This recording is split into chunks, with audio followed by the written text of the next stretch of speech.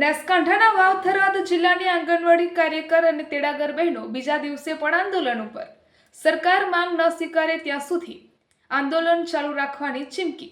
બનાસકાંઠા વાવ થરાદ જિલ્લાની આંગણવાડી કાર્યકર અને તેડાગર બહેનો બીજા દિવસે પણ હડતાલ પર સરકાર માંગ ન સ્વીકારે ત્યાં સુધી આંદોલન ચાલુ રાખવાની ચીમકી। હાઈકોર્ટના હુકમનું પાલન કરી આંગણવાડી કર્મચારીઓએ ન્યાય આપવાની માંગ કરી। ડીસા, ધાનેરા, થરાદ, દિયોદર, વાવ સહિતના તમામ તાલુકાની આંગણવાડી કાર્યકરો અને તેડાગર બહેનોએ સરકાર પાસે ઓનલાઈન કામગીરી, પગાર વધારો, કામ મુજબ વેતન કાયમી કરવાની માંગ સાથે હાઈકોર્ટે આપેલા ચુકાદાનું પાલન કરી આંગણવાડી કર્મચારીઓએ ન્યાય આપવાની માંગ કરી છે। બીજા દિવસે પણ ધાનેરા ખાતે મોટી સંખ્યામાં આંગણવાડી કર્મચારીઓની હડતાલ ચાલુ જોવા મળી હતી। આંગણવાડી કાર્યકરોએ તમામ માંગ સાથે વર્ગ 3 અને વર્ગ 4ના કર્મચારી તરીકે નિમણૂક આપવાની માંગ કરી છે। સરકાર જ્યાં સુધી તમામ માંગણીઓ સ્વીકારશે નહીં ત્યાં સુધી આંદોલન ચાલુ રાખવાની ચીમકી અપાઈ છે।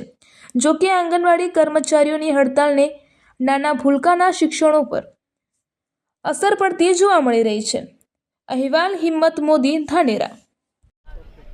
આજે અમારા હડતાલનો બીજો દિવસ છે।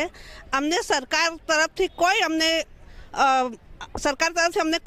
નુકસાન નથી। અમે અમારા હક માટે અમે બંધાયેલા છીએ, પણ અમને સરકાર કાયમી કરે, ત્રીજા ચોથા ગ્રેડમાં લઈ જાય અમને, અને અમારી જે માગો છે એ પૂરી કરે, અને અમને માન્ય સરકાર હાઈકોર્ટનો આદેશ છે એ અમને આપે, અને એફઆરએસ સિસ્ટમ સદંતર બંધ કરો, સદંતર બંધ થવી જોઈએ। એ અમારો મેઇન મુદ્દો છે।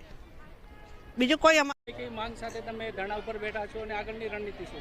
અમારી રણનીતિ અચોક્કસ મુદતની હડતાલ છે। અમારે આ ઓનલાઈન કામગીરી છે કાયદેસર બંધ કરાવવાની છે। અમારે સરકારે કોર્ટનો ચુકાદો આપી દીધો છે, એ અમલમાં આવે એના માટે અમારી બહેનોને સરકાર તરફથી ખૂબ ખરેખર માનસિક ત્રાસ છે, એટલે અચોક્કસની મુદત પર અમે હડતાલ પર છે। મારું નામ પ્રમુખ છું કસ્તુરીબેન સિતિરગર।